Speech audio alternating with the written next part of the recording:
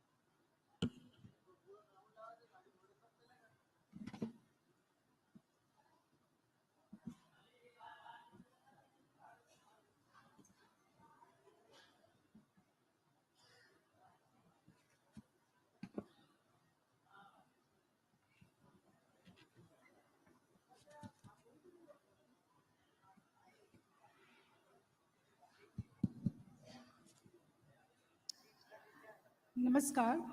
Good evening to all the eminent speakers representing different countries and wonderful audience gathered here, who are going to witness and be a part of the discussion on leveraging the soft power of India, goodwill through craft, cuisine, and creativity. We have welcomed the new year after listening to the energetic speech made by the Honorable Prime Minister Shri Narendra Modi ji today on 17th Pravasi Bharatiya Divas. And this type of the session is already very close to each and everybody's heart, including our Prime Minister. These three C's not only leverage the soft power and goodwill, but also strengthens the local masses down the line by making them self-reliant. On this occasion, we have Honorable Minister of State for External Affairs and Culture, Srimati Meenakshi Lekhi ji, who is not only a minister, but an eminent lawyer and a social activist too. She is an eminent speaker, known for her exemplary debate in the Lok Sabha on intolerance in India, Triple Talaq Bill. She was awarded with the Best Debut Woman Parliamentarian Award by Lokmat in 2017. During her long political journey, she also made a point to keep standing for the social issues. She has been a part of the drafting committee for bills like Women's Reservation Bill and Prevention, Prohibition and Redressal Bill. Ms. Lekhi represented the media in court to get the ban on media coverage of case proceeding revoked. She has been a member of the National Commission of the Special Task Force on Women Empowerment as well. We warmly welcome Honorable MOS Mrs. Meenakshi Lekhi ji and would like to request her to enlighten the audience with a kind words. Please.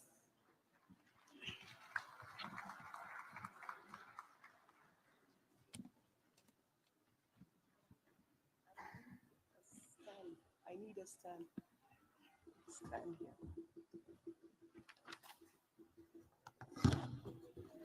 Thank you very much for such uh, a wonderful introduction. I hope I deserve all that you've spoken about. Honorable Minister, uh, Mr. Avinashji from Mauritius, Mr. Advait Gannayak, Mr. S.E. Suman, Ms. Meera Ravi, Ms. Hamisha, Ms. Sherji Nag, uh, Excellencies, ladies and gentlemen. So the subject of today's panel discussion is leveraging the soft power of India, goodwill through craft, cuisine, and creativity. Now, whenever I think of India, what is the first image which comes into the mind? Bharat, that is India.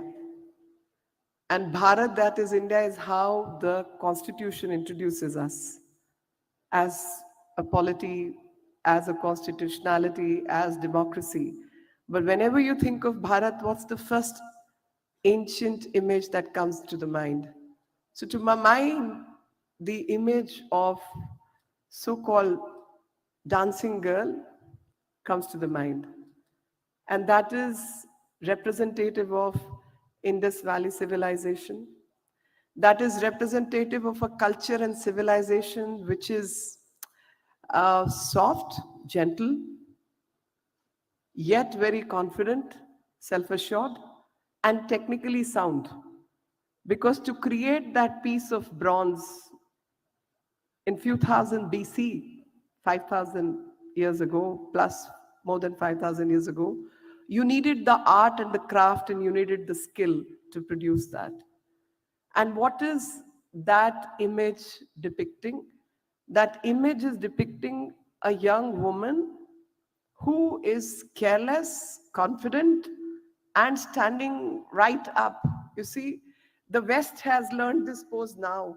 And I must say, this pose they must have replicated and copied from Indian history and Indian civilization. This is our pose.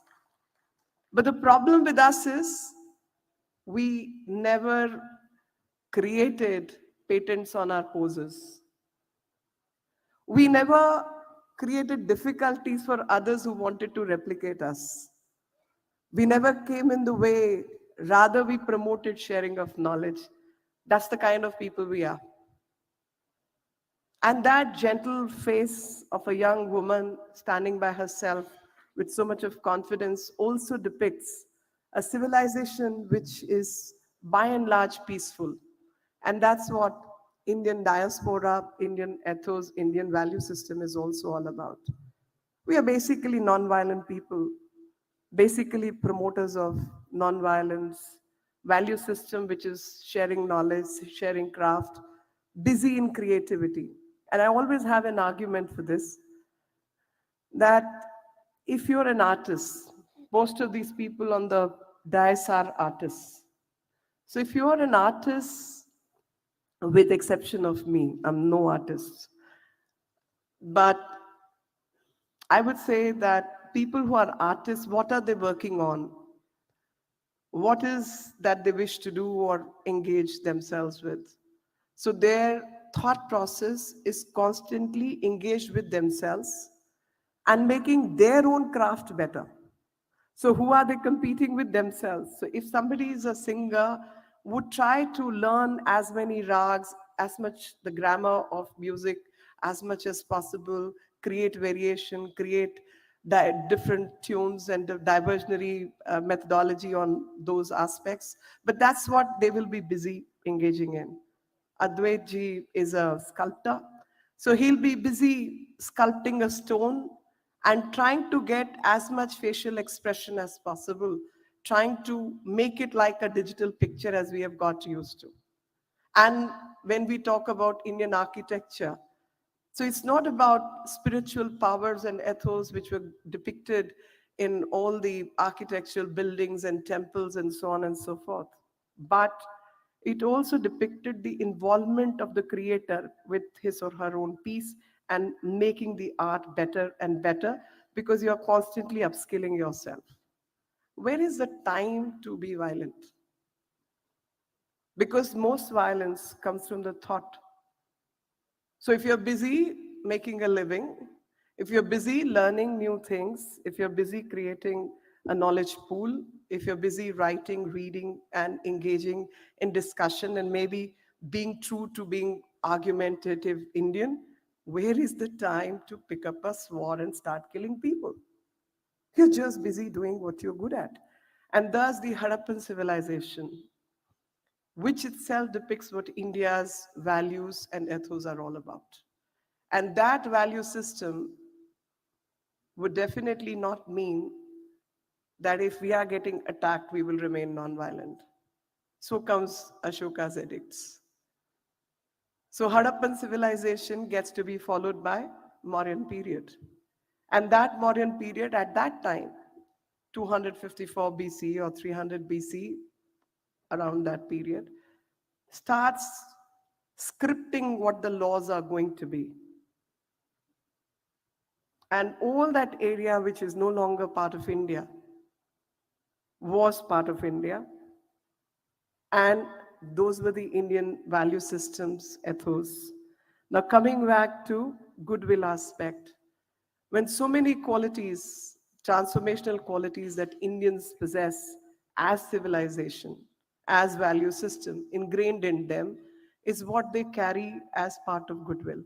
So wherever we go in the world, we carry our craft, our art, our sensitivity, our sensibility, and creativity along with it. And we have the capacity to be connected to our roots and yet keep changing with the changing times. So we are adept at using technology. So while the theme may remain Indus Valley civilization, but we are capable of creating beautiful sculptures out of it. We are capable of making films out of it. We are capable of displaying what art and craft in India is all about. And that's what each and every Indian or each and every person of Indian origin carries with himself or herself across the globe. And cuisine, I must say, 2023 has been declared the year of the millet, but I'll take you back to Harappan civilization where hordes of millets have been found. So we are basically millet eaters. And since we are millet eaters, we gave up this habit of eating millet and we went on to eating polished food. So did our weight go up, our glycemic index changed, diabetes to everything else. I've been hearing a lot about healthcare just before this particular session. So it goes to indicate that the healthcare could be made better by preventive healthcare. And that's what is also India's take on the healthcare system itself, the global healthcare system itself. So you can reduce the burden. Instead of being curative approach, you can just go back to yoga, eat the right dietary food, and then convert the entire thing into preventive healthcare mechanism. And Ayurveda, of course, the timing of what we eat, season of what we eat, uh, who should eat what as per one's own pravriti and dosh. That's all part of Ayurveda. And this system, fortunately, comes to us from Atharved. It's Ayurveda is part of Atharved, which went out of this country, traveled to the Middle East, and came back to us in the form of Unani medicine, because through Middle East it will go to Europe, which is Greece, the borders, and come back to us as Unani medicine, come back to us by a different name. And now the Europe and the West is taking it and aping it as holistic medicine. When you ask them the foundation of holistic medicine, they'll be quiet, but holistic medicine is the medicine which came out of this country. And it is thankfully all written. So no one can really say that this never came from India. The Sushrut Samhita's articles, which they use as equipment and instrument for operating cataract to other surgeries, happen to be identical even today. I know there are many doctors present here in the audience. I know how Indian doctors are respected the world over. But I also know that Sushruta Samhita is the first book of medicine, which nobody gives credit to. But Sushruta Samhita is where the description of our instruments and equipment lies, and that continues to be in use till date. That is what India's soft power is all about. But soft power is so soft in our hearts and heads, and of course the value system, that we forget to take credit. While the power has to be soft, the exercise of it, or I can use the word branding of it, needs to be more rigorous. And that rigor is what needs to be followed. That we must learn to claim it to be ours. We must say it's come from us. And I was just reading about that, how in the times of Ashoka and beyond, fire came much later, second CE. Uh, Fayan describes that in the region, which is of course now Pakistan, then India, Takshashila and other areas, the public healthcare system was so great that anyone who's a widow, a cripple, animals included, and others could be taken to these facilities, and Vaishya means the traders and the merchants who were controlling that area were funding these institutes. So charity and medicine just went hand in hand, and these people used to fund these institutes. In these institutes, public healthcare system persisted. Any person who's unwell or ailing could stay as long as that person doesn't get better. The food and the care, the post care, was given free of cost. And similarly, there were animal hospitals existing in this country in 2nd century CE, is where the description in writing is found. Now, my point is, our neighbors will stake claims to all the learning they may have made out of this country. So Fayan to Yunsang to several others came for learning to this country. Kumar Jiva translated the works of Buddhism into from Sanskrit to other languages. We are not staking claim, but I think when we talk about soft power, the soft power has to remain soft. It cannot be hard power. Because the moment it becomes hard power, it no longer remains the power. But the power has to be somewhere claimed. And I personally feel those claims we have to be more robust about. I was listening to a podcast, and that podcast said that the blue color was invented by one of our neighbors. And I was like, what? My gods were blue or are blue. And so many of my friends and family, people from diaspora, died because they were growing indigo for the other powers. And they were transported as indentured labor because they lost their bread and butter in this country. This is the history of this country, and others just come and usurp, say, blue color was not there. I say, blue color is found from Indus Valley to all the Bhimbetka paintings and everywhere. We've been using blue, and we've been using red. Hematite is what we've been using red for. But this is where the soft power needs to be spoken about in a hard way. And that's what we all need to do, because when it comes to cuisine, when it comes to craft, today I'm very happy that wherever, I mean, not really way back, I would say 20 years ago, it was a problem to get proper desi food in some parts of the world. But today, from Tokyo to Toronto, you get kali dal to naan to everything else, and dosa included. My mouth is watering already. And, and from uh, all these places, uh, we can just from Firozabad to Finland, you get to eat whatever you like to eat.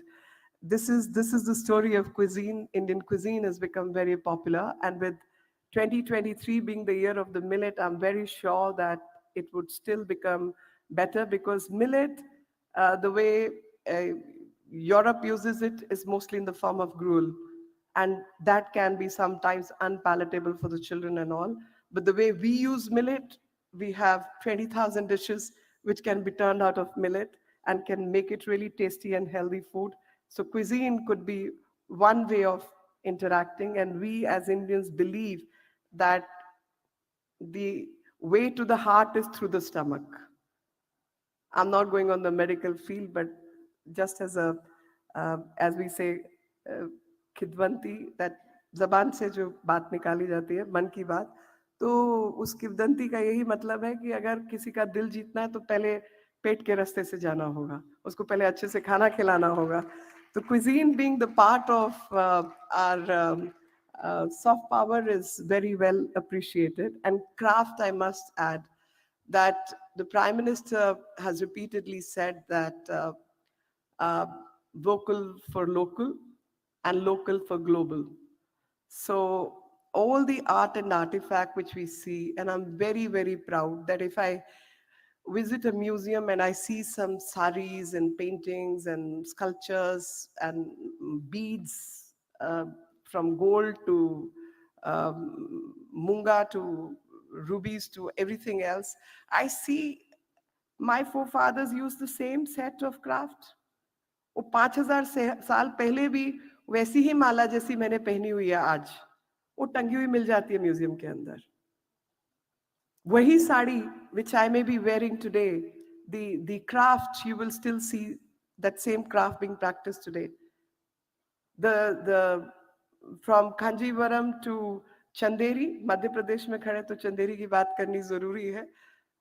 We see all that even today. From hand-woven saris to ajrak paints to the paintings on the wall, the murals, same thing you can see today. A few thousand-year-old tradition which continues today. The cart, in fact, as a child, I remember, there used to be a cart made like a kullad ka adha piece, drum, and the two wheels, and it'll go tuck, tuck, tuck, tuck, tuck. It'll go like a drum, and all the children will run around with it.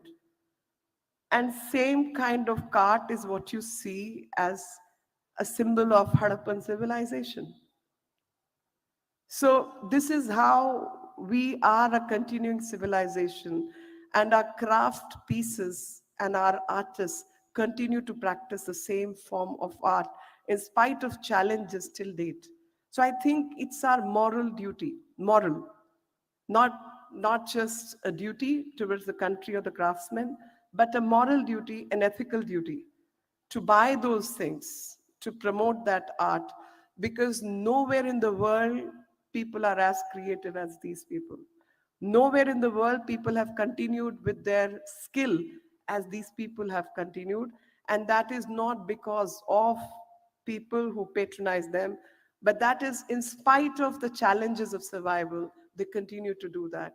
So I think when it comes to Indian craft, the soft power will also mean that we promote the art and craft of this country, whether in the form of sculptures, paintings, dresses, curios, whichever way we can do. That small amount of money which gets to be spent is a huge investment in the future and also an investment in somebody's livelihood.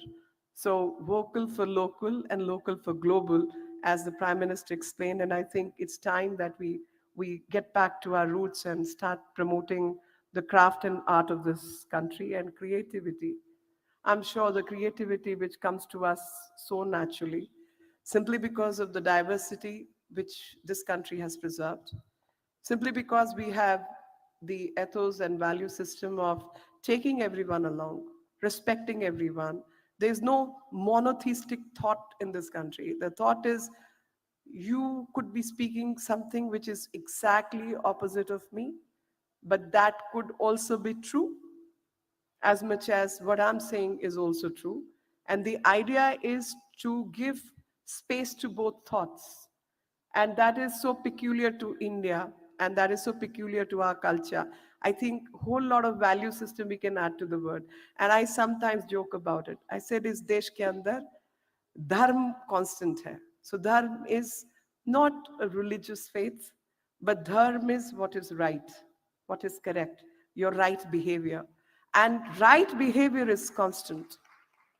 And right behavior could be different in different circumstances. For example, I said we worship Sita. We worship Sita because she was completely devoted to her husband and she did exactly what her husband said. Sometimes, except once. But we also worship Meera, who did not follow her husband at all. Because Dharma was that. We have Ram as an embodiment of what a son should be, following everything the father says. But we also worship Prahlad, who did not follow his father at all. This is what dharma is. Being on the right, following the right. It's not, it's not, uh, what should I say? Not getting the right word, but it's not closing your eyes and following certain path because somebody told you to do that. But it's about questioning everything and thinking with your own ideas as to what is right in that circumstance and following that path of truth. And because you're following the path of truth, the ultimate aim of mankind is Sat Chit Anand. Anyone who follows the path of truth will be granted Anand, the Param Chit Anand, that you'll always receive that. And in I think with these words, I will uh, end my address. And I would say that the diaspora, as the Prime Minister has often said, are our unofficial ambassadors. He used the word, वो राजदूत हैं, आप राष्ट्रदूत हैं. Just this morning he said, आप राष्ट्रदूत हैं. तो राष्ट्रदूत, तो राष्ट्र की जो चेतना है, राष्ट्र का जो मार्गदर्शन है, वो दुनिया तक पहुंचाने का काम आप ही के जिम्मे है. Because the way you interact, the way you meet people, the way you express yourself, the way you create a standing for yourself and the society and your contribution to society and value system is what makes all the difference. To my mind, I would say the benefit of engaging diaspora is that diaspora will carry the soul of India and explain it to the foreigners in their language and bring those stories back to us. And Indians are great storytellers. So these stories, which we are capable of telling, let's all tell the positive stories about India to the world in the language they understand and bring back their stories to this India so that India can progress and still do better. With these words, thank you very much. Jai Hind. What a mesmerizing explanation of Bharat, civilization, and dharma you have given. Wonderful. We are just flattered.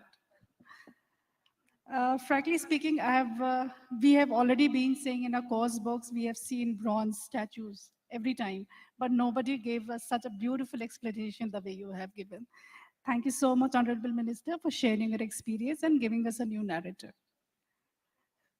Before moving to our technical session, ma'am has already said that Honorable Prime Minister keeps emphasizing on vocal for local and self-reliant India and local for global. He is gifting Indian handicrafts and handlooms to the foreign dignitaries, and even during his visits abroad. Even recently, in the G20 sessions, he has gifted black pottery from Sohit Prajapati, a small artisan from Azamgarh, Nizamabad, then a metal pot from Dilshad Hussain from Muradabad. Even he's a Shilp Guru, he's a small artisan of Muradabad. So you can see that he is trying to escalate each and every artisan he's promoting, and he himself is personating that. So he's a brand ambassador for crafts as well. To start with session, I would like to invite Honorable Minister Mr. Avinash Dalikji on the dais. He's a Minister of Arts and Cultural Heritage from Mauritius. He became MP in November 2019, admitted as a lawyer to the Supreme Court of New South Wales, Australia, did his master's in international corporate and financial law and law honors from University from UK. In January 2015, he was recognized as a rising star in financial corporate by IFLR 1000 for the Financial and Corporate 2019 edition. We welcome Honorable Minister Shri Avinash Taluji.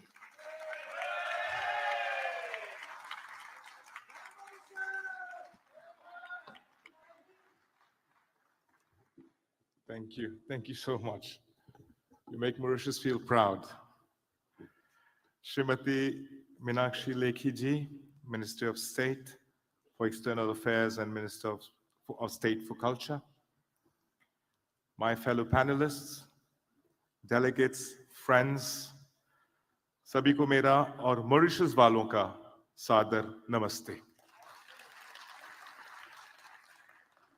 Excellency, before I go into my speech, I've heard you talk about cuisine and desi food. You said Faridabad to Finland, but you should have said Madhya Pradesh to Mauritius. हमारे भी घर में देसी food मिलता है. मैं जब भी भारत आता हूं तो ऐसा लगता है कि मैं अपनी मां के गोद में आया हूं.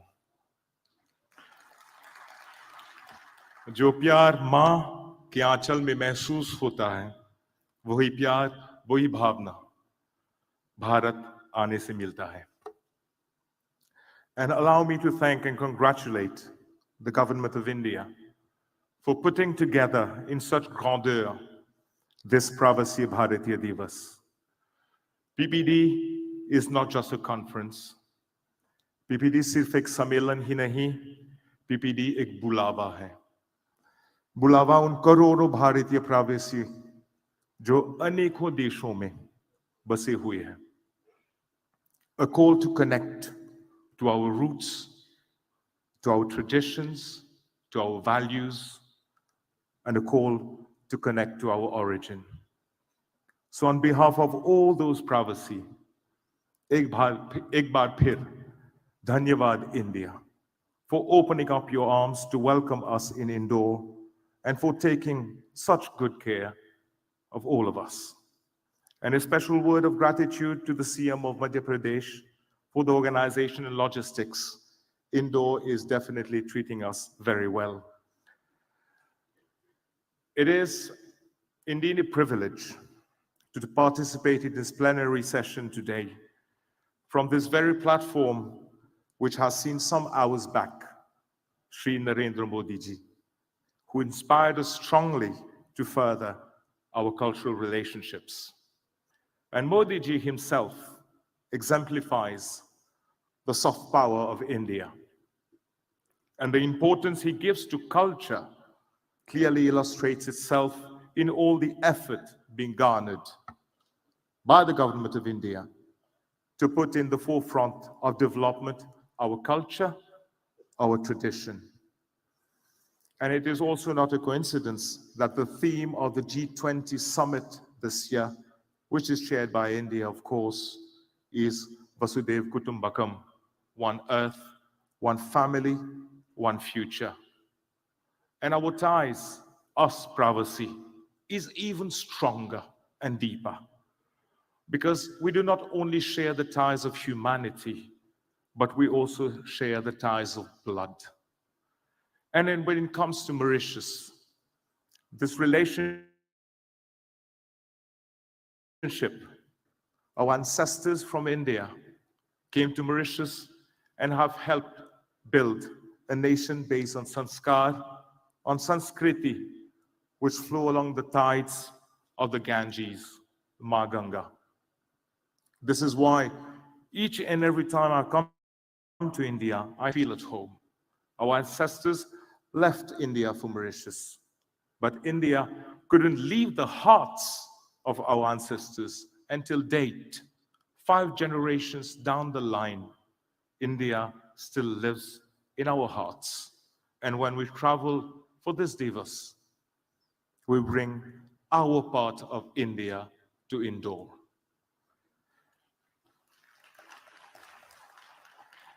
Mauritius has a large Indian diaspora, and the story began, as my friends know, when some 200 years back, from 1849 to 1923, The British brought some 500,000 indentured laborers from different states of India, such as Bihar, Kolkata, Maharashtra, Tamil Nadu, Pondicherry, to work in the sugarcane fields after the abolition of slavery. The place that is embarked in Mauritius, called Port Louis, the Apravasi Ghat, is now a World Heritage Site and is recognized to be the start of the great experience where the British started experiencing a new labor system, the indenture. Coming to Mauritius as Girmit Mazdoor, our Purvaj brought along all their traditions, their beliefs, religions, and culture, which they have transmitted from one generation to the next. And in Mauritius, we have strongly preserved and promoted this ancestral culture inherited from our forefathers. We have been so conscious and so ardent in our commitment to preserve and to transmit our traditions, our culture, that we are proud today that some of these traditions, inherited from India centuries back, which are actually not longer practiced in India, are still very much alive and practiced in Mauritius. And one of the most vivid example is the Bhojpuri Geet Gawai, a flamboyant tradition involving prayers and rituals practiced on certain occasions, taking the form of dance and song, which was a cultural demonstration inherited from our forefathers from Bihar. The Geet Gawai in Mauritius has not only been preserved, practiced as at now, but we have stepped up in our commitment, and Mauritius went further to have the Geet Gawai inscribed and listed as a UNESCO Intangible Cultural Heritage of Humanity in 2016. And friends, this is but one example. Festivities, prayers are celebrated with equal fervor and devotion. और अगर हम भाषा की बात करें तो Mauritius is one of the very rare countries where several languages, including English, French, Hindi, Urdu, Tamil, Telugu, Marathi, Bhojpuri, Creole, Chinese, Arabic, and Sanskrit are written and spoken. Many of these are even taught at school. But it doesn't stop there. Over the years, we have introduced several legislations enacting the setting up of cultural centers and speaking unions with clear and non-equivocal mandates of promoting and preserving the rich Indian cultural heritage, its language, craft, the cuisine, and creativity. We have amongst us many of the chairpersons of these cultural centers and speaking unions who have flown from Mauritius for the cultural center, along with chairpersons of various social cultural organizations who have made it a must to travel for this Divas, and other organizations such as Gopio, Sanatan Dharm, and others. And as Modi ji stated earlier, which applies to Mauritius, we have moved on the path of modernization, on socio-economic development, but we have tightly and fervently clutched ourselves to our virasat, our cultural heritage. And this is what defines our strength. Not just Mauritius, not just India, but for the whole diaspora. The determination to progress without any jeopardy to our sanskars, to our values, our resilience, the patience, the hard work. Today, if I take the case of Mauritius, from a monocrop economy, Mauritius has flourished into a service-driven and knowledge economy. And all along these phases of development and progress, excellence, allow me, stood along with Mauritius, strong and firm.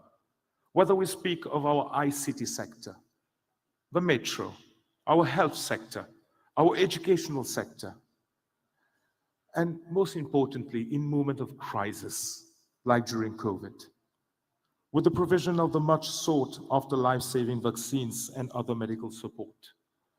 Bharat ne hamara saath nahi choda. And we are ever grateful to India for considering and for standing for its diaspora at every moment, and the more so during challenging times. Our shared linkage with India has undoubtedly shaped our way of life, which is so strong that today I am proudly heading a delegation of almost 500 persons for this conference. The goodwill of India is present in the very heart and soul of each Mauritian, irrespective of his ethnic background. And I should say that the Indian diaspora at large is the largest and most probably one of the most successful diasporas in the world. And wherever a person goes, it is undeniable that he brings and shares his culture with him. And even when he leaves the place, a part of his culture remains behind him and imbibed by other person. This is the case of Indian culture. The Indian culture is millennium. It's full of creativity, culturally rich, and focus on humanity. And this element of humanity rests on the principle of dharma. And Excellency, I've heard you talk about dharma, about values, about Ramayana. I'm myself a lover of Bhagwan Shri Ram. And when we're talking about dharma, when we're talking about Ramayana, we're referring during this plenary session to creativity. There's a movie very recently released by the name of Ram Setu. And when we talk about Ramayana, we talk about the Setu between India and Lanka, now known as Sri Lanka. One of the marvels, one of the biggest craftsmanship ever witnessed by humanity, that Setu that was built between India and Sri Lanka. But मेरा मानना है कि जो रिश्ता Mauritius और India के बीच में है, जरूर एक सेतु होगा. मॉरिशस और इंडिया के बीच एक सेतु होगा जो शायद इनविजिबल है, which makes our relationship so strong, so unique, so privileged that even the government of India has considered Mauritius to be on the table of the G20 summit this year. So thank you, India. And before concluding, please allow me to convey to the government and to the people of India the warmest regards of our Prime Minister, Honorable Pravin Kumar Jagannath, who he himself was the chief guest of the previous PPD 2019. And now bringing Mauritius to the table of the G20 is another sign of respect and consideration that India gives to Mauritius. And this bears testimony to the fact that India treats its diaspora as its own and as equals. Today, the relationship between our two prime ministers goes beyond the bound of diplomacy. It is friendly, it is brotherly. Therefore, brothers and sisters, please accept the love and friendship of our Prime Minister, Honorable Pravin Kumar Jagannath, and the love and friendship of the people of Mauritius. I thank you all for your attention. Jai Mauritius, Jai Hind.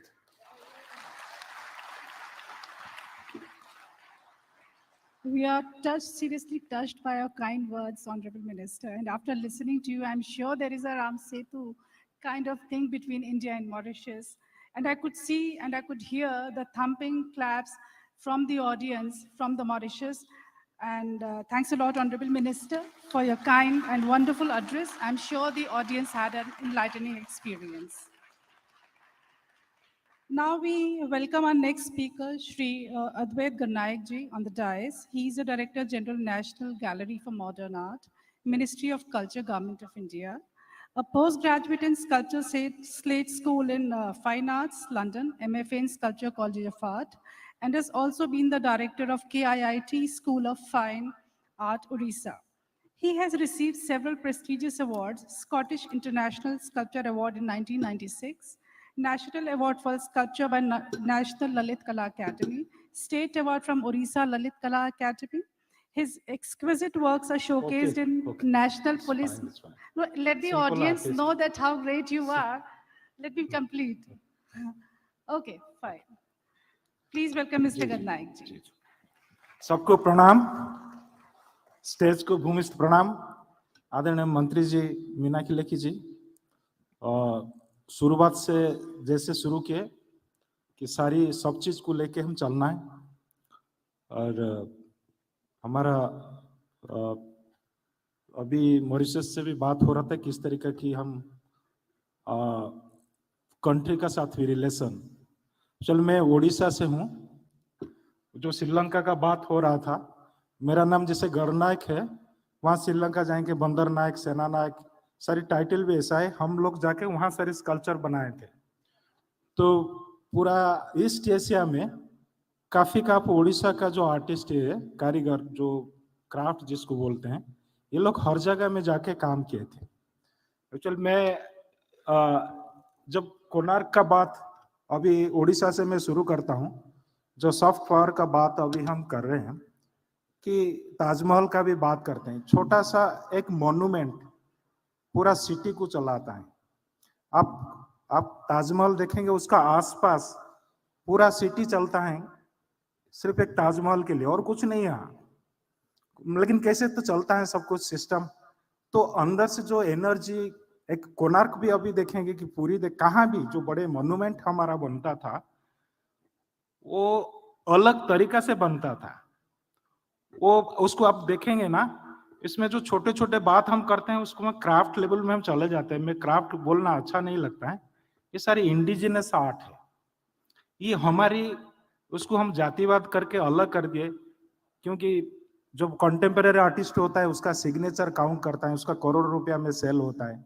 लेकिन गांव में जो कारीगर होता है, कि जो gone painting करता है, कि पटा पेंटिंग करता है, वो भी कंटेम्परेरी स्टाइल में काम करता है, लेकिन उसको हम मानते नहीं, बोलते ये क्राफ्ट है।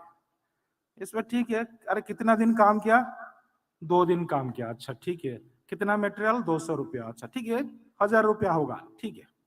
मतलब इस तरह का हम ट्रीटमेंट करते हैं क्राफ्ट का साथ। क्राफ्ट बोल के उसका नाम भी क्राफ्ट देते हैं, और ट्रीटमेंट भी ऐसे करते हैं कि जैसे कि ये इंडिया का नहीं है, ये बाहर का लोग हमको बताए ये क्राफ्ट है, ये आर्ट है। लेकिन हमारे जो क्या कंटेम्परेरी आर्ट है, उस टाइम आप सोच भी नहीं सकते। बनाना तो भूल जाइए, जिसने इमेजिन किया, द वे ऑफ इमेजिनरिंग इतना वास्ट है। अभी तो बोल रहे एलियन आके बनाया, हमने बनाया नहीं। डिस्कवरी चैनल में कभी कभी चर्चा भी होता है, मैंने देखा है कि जो अजंता एलोरा इतना इजी नहीं जो कैलाश टेम्पल बना। अरे कैसे वो सोचा है भाई, कहाँ से शुरू करेगा पत्थर, एक ही चट्टान में पूरा मंदिर बनाना, भाई कैसे उसका मन में आया, कैसे वो सोचा है भाई, किस तरीका उनका दिमाग था। वो जो कोणार्क का भी बात मैं कर रहा हूँ, वहां पर आप देखिए साइंस मर्ज हो रहे हैं, लिटरेचर मर्ज हो रहे हैं। वहां टाइम आपको पता चलेगा। कोणार्क व्हील जब देखेंगे ना, वहां आपको टाइम भी पता चल रहा था। वहां एक मैग्नेट फील्ड क्रिएट किए थे। तो हमारे जो आर्ट, सिर्फ आर्टिस्ट ही काम नहीं कर रहा था, सोसाइटी में सब मिलके उसको तैयार कर रहे थे और एक मॉन्यूमेंट का रूप देते थे। लेकिन अभी मॉन्यूमेंट दुर्भाग्यवश सारे कुछ खराब हो रहे हैं, कि उसको मेंटेन करना भी बहुत मुश्किल है। इसलिए छोटे छोटे जगह में, कोई गांव से आया, कोई छोटे एरिया से भी, ओडिशा में मैंने देखा है, भुवनेश्वर में 1000 टेम्पल है। तो वहां पर जहां भी देखेंगे टेम्पल है टेम्पल। हमारे जो म्यूजियम कल्चर हमारा कंट्री में नहीं है। हम तो जहां भी जाएंगे म्यूजियम देखेंगे। तो दूसरे कंट्री में ये सारी कुछ नहीं था। अब देखिए अमेरिका क्या 400 साल है ना, कितना दिन है, 4 साल का क्या म्यूजियम बनाए, हजारों हजारों म्यूजियम बनाए, और कहाँ से लेके बनाए, किस तरह का बनाए। लेकिन हमारे पास सब कुछ है, हम इसको इस तरह का नजरिया में देखते हैं, कि वो क्राफ्ट नजरिया में देखते हैं। सबसे दुख की बात वही है। मैं जब से भी मिनिस्ट्री में ज्वाइन किया था, तब से भी हैमरिंग कर रहा हूँ। कभी मैं दोनों को चाहता हूँ शादी करा, प्यार कराने के लिए, कंटेम्परेरी आर्टिस्ट और ट्रेडिशनल आर्टिस्ट। मैं कला कुंभ बनाया था, करीब हजारों आर्टिस्ट साथ में काम किए। वहाँ traditional artist, contemporary artist, tribal artist सब लोग आए और साथ मिलके खाए, साथ मिलके गाना गाए, साथ मिलके डांस किए, साथ मिलके पेंटिंग किए। क्या आनंद! एक बार बैठो ना साथ में, आप वो जो जातिवाद धीरे धीरे खत्म हो जाएगा। अभी इस तरीके हम जो पत्थर में भी काम करते हैं ना, शुरू शुरू में बहुत झगड़ा होता है, टेंशन होता है, ब्लीडिंग होता है, हैमरिंग होता है, कुछ टाइम के बाद कंप्रोमाइज करते हैं। उसका स्किन इतना सॉफ्ट हो जाता है कि आपका स्किन का साथ मर्ज हो जाता है, फिर दोस्ती शुरू होता है। जब दोस्ती हो जाता है ना, फिर आपके लिए वो मेटेरियल नहीं रहता है, वो पत्थर आपको बताता है इसका अंदर क्या होगा। तो एक जो हमारा बिलीव है ना, बहुत पावरफुल बिलीव है। हम लोग बिलीव करते हैं पत्थर के अंदर कुछ भी चीज हम रखते हैं वो सुप्रीम पावर तक पहुंचा देता है। वो क्वालिटी उसका ऊपर है। हम उसको मांझना करते हैं, घी में, दूध में, क्या क्या आप सिबलिंग जाएंगे कहाँ भी, हम उसको मांझना करते हैं। मांझना मतलब एनर्जी ट्रांसफर करते हैं उसके अंदर, और वो एनर्जी फिर सुप्रीम पावर तक पहुंचता है। ये एक जो मंदिर भी जाते हैं ना, सामने एक बहुत बड़ा गेट होगा, आप ऐसे देखते हैं ना थोड़ा डर जाता है, अरे क्या इतना बड़ा है। आगे जाएंगे सभा मंडप, फिर और आगे जाएंगे नाट्य मंडप, लास्ट में गर्भगृह होता है।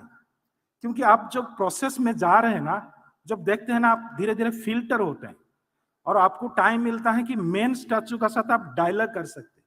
ये प्रोसेस ही हमारा आर्ट है। हम कभी सोचे नहीं है उसका यूज वाली आर्ट का, कभी सोचे नहीं है। मैं भी एनजीएम में काम करता था, जो इंडिया गेट में शाम को हजारों हजारों लोग आते हैं। मैंने काफी भी बाजा बजाया, ये क्या सब कुछ क्या, हम आ जाओ भाई देखो, आटा आटा बनाया, बाजा बजा के बोला, लेकिन वो पब्लिक के साथ कनेक्ट नहीं कर पाता है। क्योंकि पब्लिक का आर्ट अलग है, हम जो कंटेम्प्रेरी आर्ट अलग है, उसका साथ कनेक्शन नहीं होता है। वो कनेक्शन बहुत जरूरी है, और उसका हमेशा हम एक्सचेंज वैल्यू का बात करते हैं, कितना में सेल हुआ, करोड़ों रुपया में सेल हुआ, लेकिन उसका यूज वैल्यू कभी हम सोचते नहीं है। क्योंकि अभी भी हम जो बातचीत कर रहे हैं, जब हमको बातचीत करना भी नहीं आता था तो हम पत्थर पे थोड़ा लिख के जाते थे कि हम यहाँ शिकार करने के लिए जा रहे हैं। ये जो पेंटिंग हो, ड्राइंग हो, पोट्री हो, कुछ भी चीज है ना, ये हमारा इतिहास है। आज भी जो कर रहे हैं ना, हजारों साल का बाद, ये इतिहास है। लेकिन उसी एंगल में हम सोचते नहीं है, क्योंकि उस टाइम 12-13 सेंचुरी का बाद हम लोग बहुत पीछे चले गए। मेरे ख्याल से जो मोन्यूमेंट बना 16 सेंचुरी में ताजमहल का बाद, इस तरह का बढ़िया मोन्यूमेंट भी हम नहीं बना पाए जो कि हम विश्व धरोहर में दिखा सकते। सब जो मिल जाते हैं ना, एक सुंदर रूप तैयार होता है। और उसमें मेरे को भी लगता है आर्टिस्ट वही कर सकता। आर्टिस्ट सोसाइटी को चेंज नहीं कर सकता, लेकिन एक एटमॉस्फेयर क्रिएट कर सकता, जो एटमॉस्फेयर कोई भी कॉन्सेप्ट, किसी भी कॉन्सेप्ट लेके आए, वो रिजल्ट लेके पार होता था। वो आर्टिस्ट का, जब आप सोचिए इंडिपेंडेंस से पहले आप देखिए, वहां पर गुरुजी शांति निकेतन बना रहे हैं, वहां पर नंदलाल बोस, श्री अरविंदो, विवेकानंद, और ये लोग सारे बैठ के बात कर रहे हैं कि हमारी चीज को रिवाइव कैसे करेंगे। क्योंकि बोल रहे हम विदेशी कलर यूज नहीं करेंगे। क्या स्वाभिमान था आर्टिस्ट का। वो अवनींद्रनाथ टैगोर भारत माता बना रहे हैं, बंकिम चटर्जी वंदे मातरम लिख रहे हैं। एक एटमॉस्फेयर वो चेंज कर रहे थे। सब इसमें पार्ट हो। मेरे को अभी भी याद है, मैं जब गांव जाता था, जो लड़की का हमारा गांव में शादी होता था ना, पूरा गांव का शादी होता था। वहां पर कोई भी आर्टिस्ट, कोई पत्थर में, कोई मिट्टी में, कोई कपड़ा बनाता है, उसको पता है कौन सा कलर में कपड़ा मैं बनाऊं तो उसका शादी में लगेगा। कहां तक हम सोचते थे। अब इवेंट मैनेजमेंट गांव तक भी पहुंच गया, वो सिस्टम भी खत्म हो गया। शहर में का स्थिति ये है। अभी प्रधानमंत्री जी खेलो इंडिया बनाए, कितना अच्छा बनाए, आप लोग प्राइज लेकर आए ना।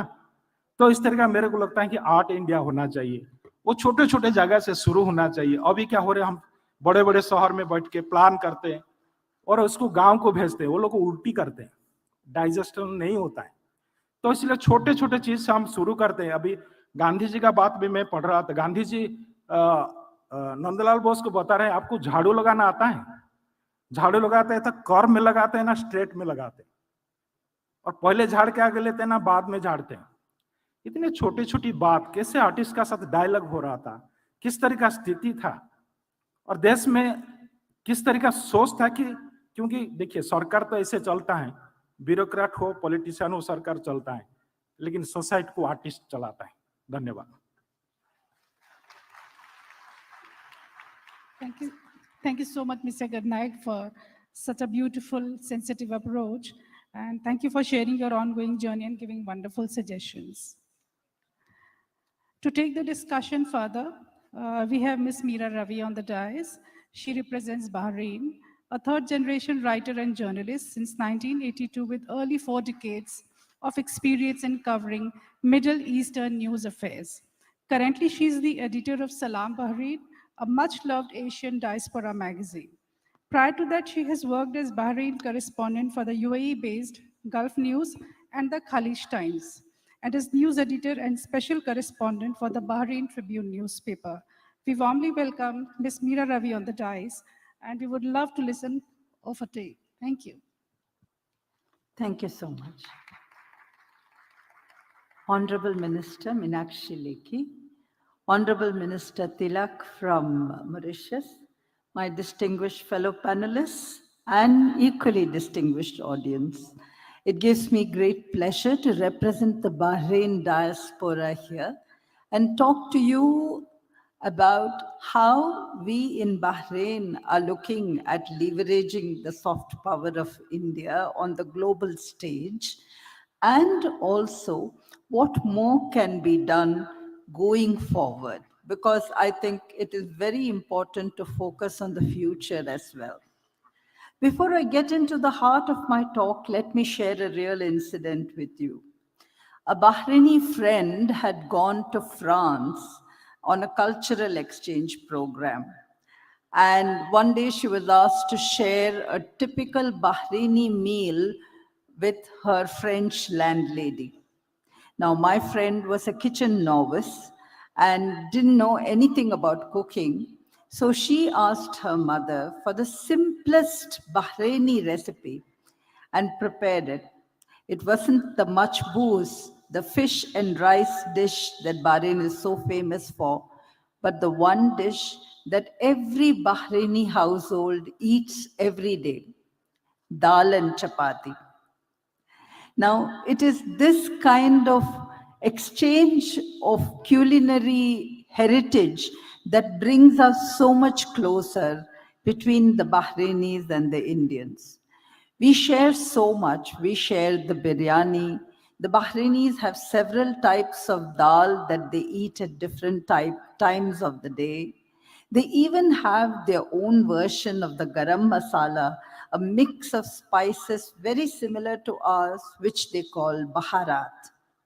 Of course, the Bahrainis also have their own Arabian, Persian, and regional culinary heritage, and they're very proud of it.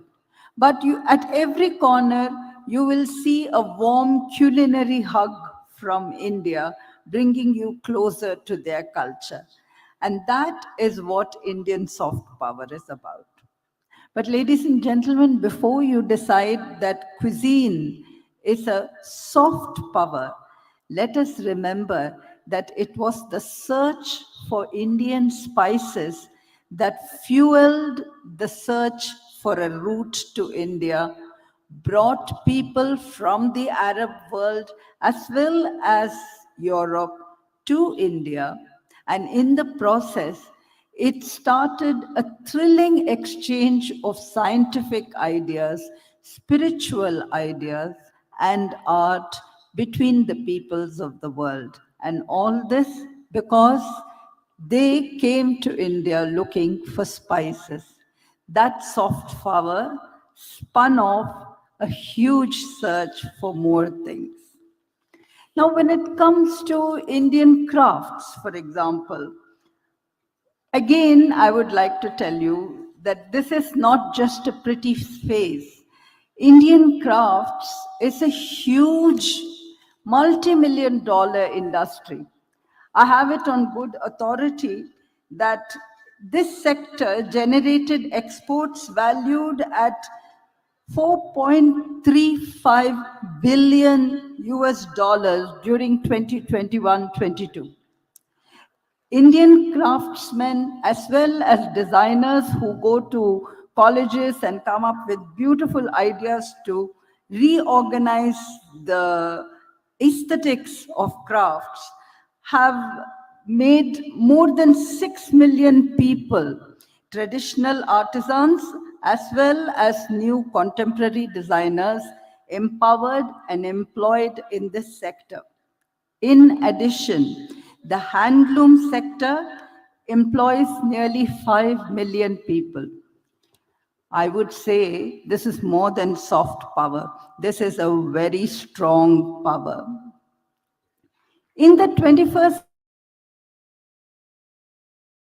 century, and thousands of entrepreneurs and artisans have taken to e-commerce platforms or even just to WhatsApp emporia to directly sell their wares and carefully curated collections and spread knowledge of Indian crafts throughout the world. In Bahrain, we have often showcased Indian crafts through the presence of award-winning craftspeople at local events, and it has taught us that the power to showcase Indian crafts lies in our hands. Ladies and gentlemen, each one of us in this room is an influencer. We are patrons of art. We are all here, and I see that most of us in the Pravasi Bharatiya Divas are using this occasion to explore the arts and crafts of our country. So we clearly love beautiful Indian crafts and we know about it. Why not take it one step further and organize ourselves so that we empower other people with the knowledge of Indian crafts as well? There is no platform too small. It could be a local church fete, it could be your school fundraiser, or it could just be a buyer-seller mela during Christmas time. But if you were to put Indian crafts center stage, and I'm sure that the Honorable Minister will be only too happy to give us ideas, and her ministry will help us also, we will be able to spread the word of Indian crafts everywhere. Now, coming to today's topic, leveraging the soft power of India. We have been talking thus far about what this soft power is, but how do we leverage it? I would personally say that there are perhaps 4 main goals that we have to keep in mind to take forward India's soft power. The first one, and I'm speaking from our experience in Bahrain and the Gulf mainly, the first one is actually to take Indian soft power and performance arts out of the ghetto. What I mean is that in Bahrain, for example, there are 450,000 Indians almost, and they have spun out into more than 100 clubs, which bring regional as well as pan-Indian entertainment to Bahrain. However, most of the people who come and enjoy these arts or these entertainment shows are Indians themselves. Very rarely do we have a small number of Bahrainis who come. This means that the bulk of our energy, the bulk of our sponsorships, the bulk of our money goes towards promoting India for Indians. Now, that is not something that we should be doing. We should be promoting India for the rest of the world. That's one way to leverage the soft power. The other thing that I would like to recommend, and I'm sure that all of you who are from abroad will agree with me, is that India has gone so far ahead in terms of trends. You know, all of us, when we do programs, we are sticking to a tried and tested template that India has left far behind. That is a lazy option and we shouldn't be doing it. We should actually be on trend and make sure that whether it is cuisine, we have so many nouvelle cuisine experts in India, whether it's film or whether it's literature or the crafts and performing arts, we know what is happening in India so that we can take that fresh and contemporary mood of traditional India to the world. The next thing I want to say is, why should we just stick to mainstream? Why not explore regional? We have all come to Indore. For me, at least, it is the first time, as it is for many of us, and I'm simply stunned at the variety and beauty of this city, as well as the foods that are here and the fabrics that we can get. So we should be exploring regional arts and crafts and taking that to the world. Everybody knew at one point that Bollywood was the hit of the world. That is giving way, unfortunately, now to the Korean Hallyu wave. Why is that happening? Because we are not giving variety. Why should we have just a Tyagaraja Aradhana? Why not a Christmas carol in various Indian languages? Why not regional Indian cinema being promoted more? We should be able to do all that. And I'm sure our Honorable Minister will be listening to us and helping us to take this forward as well. She has come, Minister, if you remember, and I would like to remind you, she has come to Bahrain for a book festival.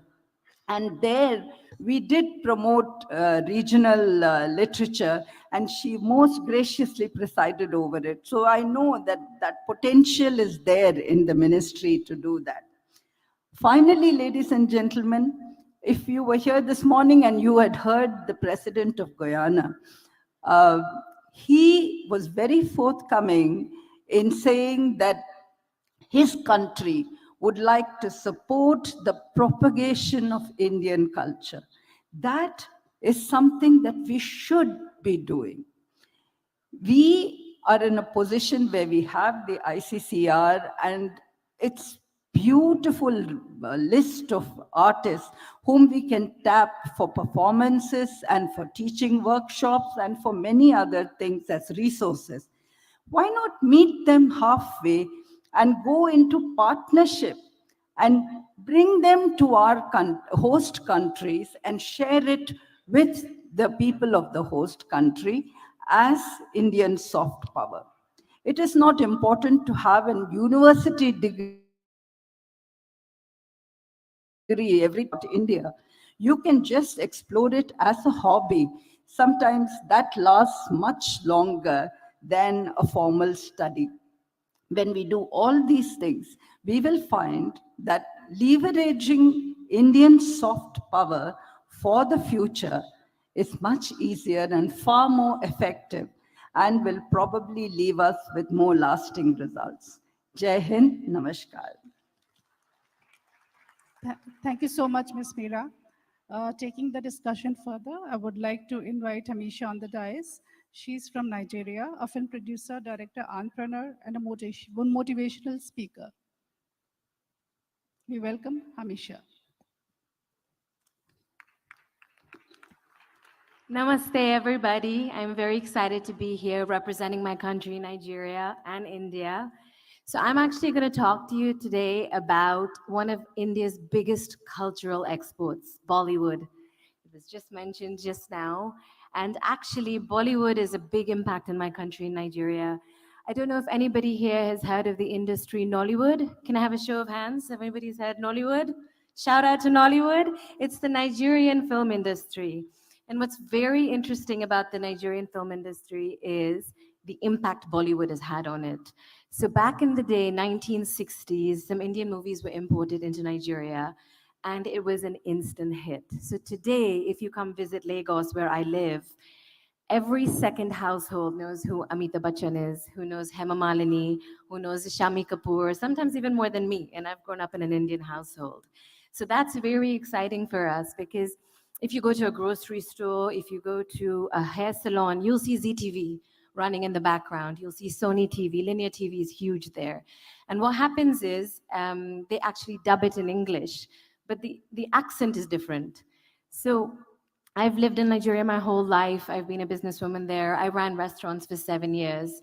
After I sold my restaurant, it left me free to follow my big dream. As mentioned earlier, I'm also a motivational speaker. So I love telling people, go after your dreams. And one of my biggest dreams was entering the film industry. So I decided to merge the two industries, that's Bollywood and Nollywood. And I wondered why no one had done it before, because they're the two biggest in the world in terms of volume output. We have Bollywood, which is number one, and Nollywood, which is number two. Now, Nollywood is still a growing industry. We're sort of catching up with Bollywood, I feel. And so that is how it impacted me, because I decided to go ahead and just make a movie. I decided to follow my dreams, and that's what created Namaste Wahala. Namaste Wahala translates to hello trouble. And trouble it was, but it was like very, very good trouble. And the minute that we dropped that poster, we made the movie, we did not finish it because as life happens, COVID happened. So we paused, and as in how we started living at home, we started doing post-production virtually. We realized that me sitting in Lagos, Nigeria, and my post-production company in Mumbai, there was a way for us to connect. So we connected through the lockdown and we finished the movie. Now, the cinemas were shut in the world. However, Netflix landed in Nigeria at the same time. And as luck would have it, they decided to go and buy the movie, and we released on Valentine's Day 2021. Overnight, it became the sixth best movie in the world. We were trending in the US, we were trending in the UK, and we were trending in India. And this is the first time Nollywood has done that. So to me, that just shows you the impact of what Bollywood did for us. And I'm very, very excited to announce today that I have actually brought Nollywood to India. So as of day after tomorrow, some of the biggest actors from Nollywood are landing in Mumbai, and we are actually making an Indian web series based in Mumbai. So we have a hashtag, it's Nollywood Goes to India. And I'm just very excited to see where this goes, because one of the most important things I like to tell people, and it's very cliche, it's the message I think we all know, is we are all one. You know, we may look different, we have different reactions. If any of you have seen my movie Namaste Wahala, there was an Indian guy and a Nigerian woman. And of course, we showed the different culture. You know, we have different food, we have different ethics. However, one of the major things we saw in the movie was the similarity with the reactions of the parents. So both cultures respect elders, both cultures love food, both cultures love fashion, both cultures love love. Years later, that we may be different, we're actually the same. You know, we think the same, we love the same, we connect the same. And if we continue down that trajectory, we'll only get better. So one of my favorite mottos is, together we are better. So I'm very, very excited to be here, and I hope all of you will follow us as we take this journey of Nollywood going to India. Thank you. Thank you so much, Hamisha. And we are looking forward to this web series which you're making in Mumbai. Now we would like to welcome Sheshi Nag. And she's a choreographer, producer, and dance artist, born in India in a family of musicians and academicians. Miss Nag.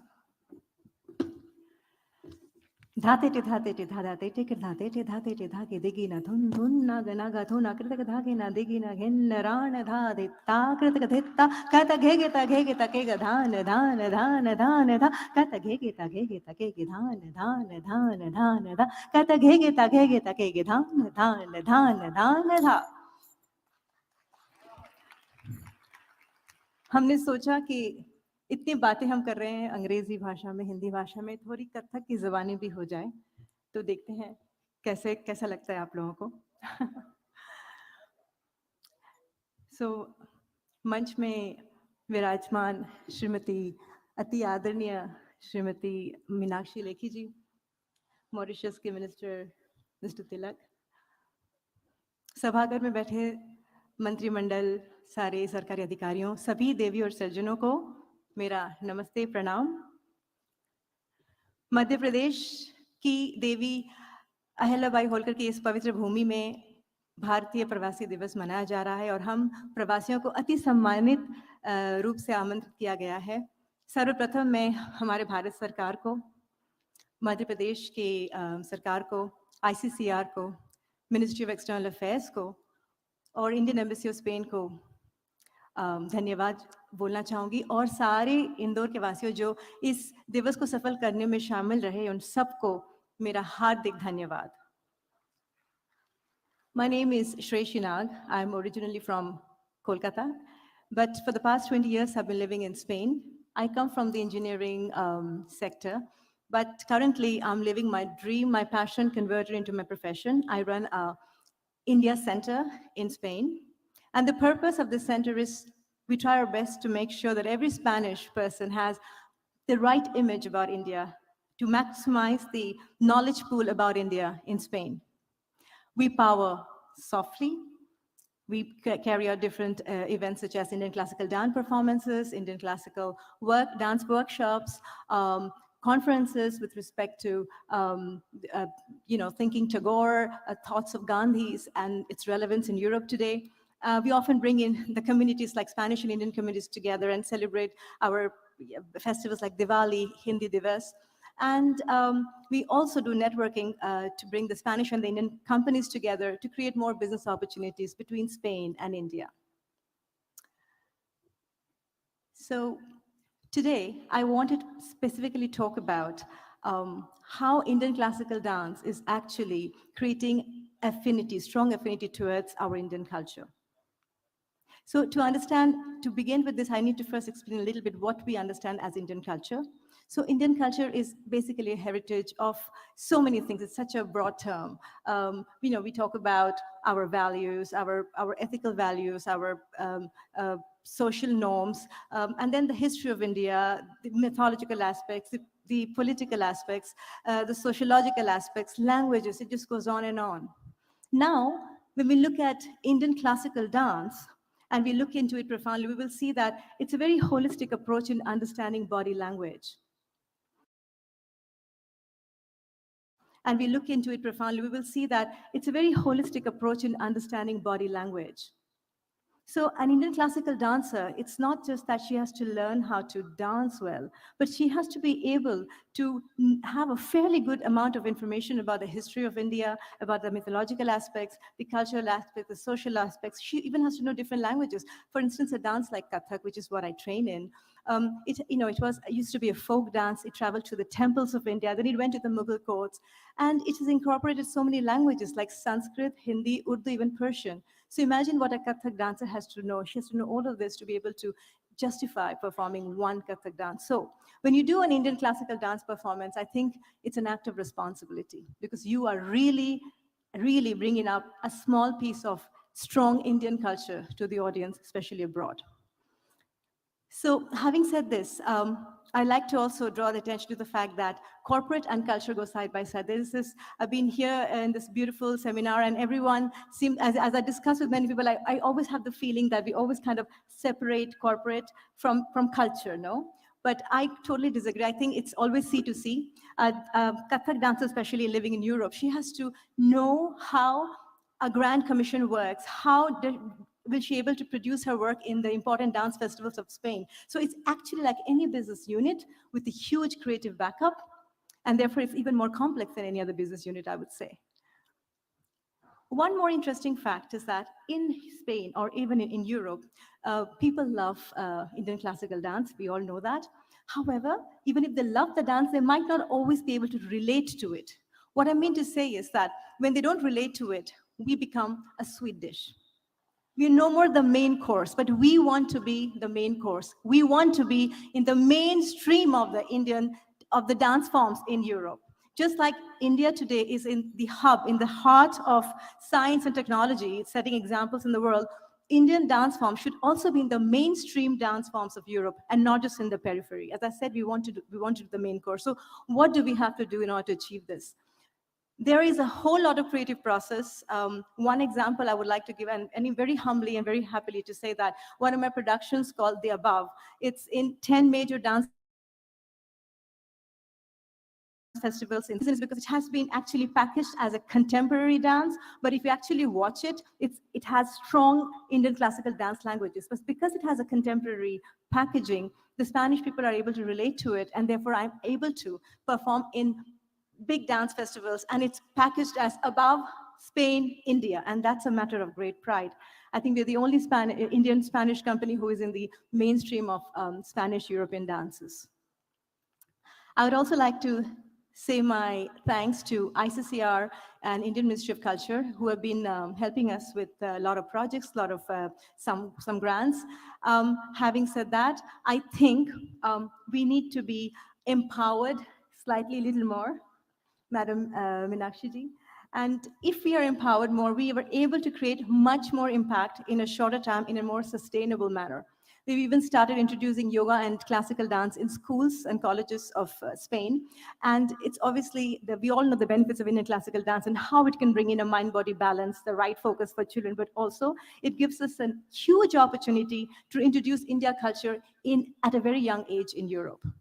So having said all this, I would like to say that without culture, there is no identity of any nation.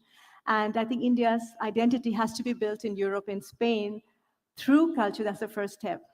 I thank you very much for coming here, for listening to me. And I hope that we take this ahead. We would love to collaborate with people from all across Europe. We actually do that.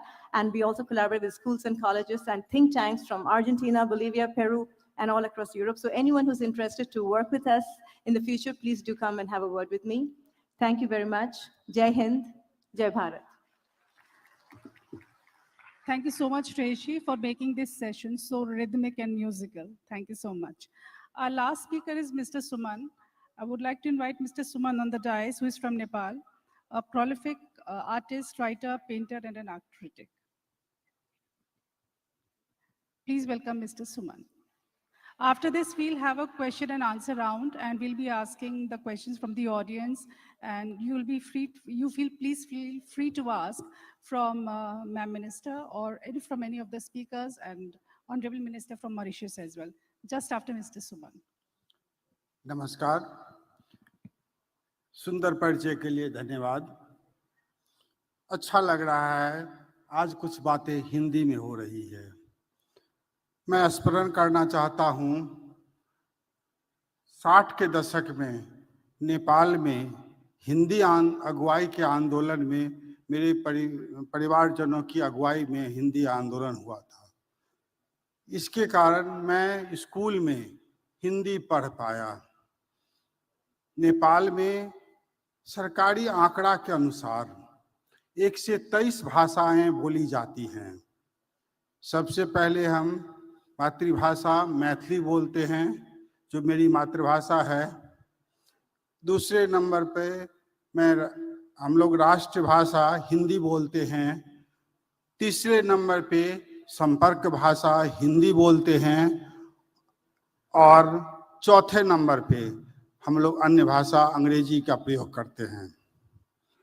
और पुनः मैं स्मरण करना चाहता हूँ, जब हमारे भारतीय माननीय प्रधानमंत्री मोदी जी नेपाल यात्रा पे गए थे तो हमारी संसद को हिंदी में संबोधन किया था, जिससे हमें आत्मीयता और अपनापन महसूस कराया था।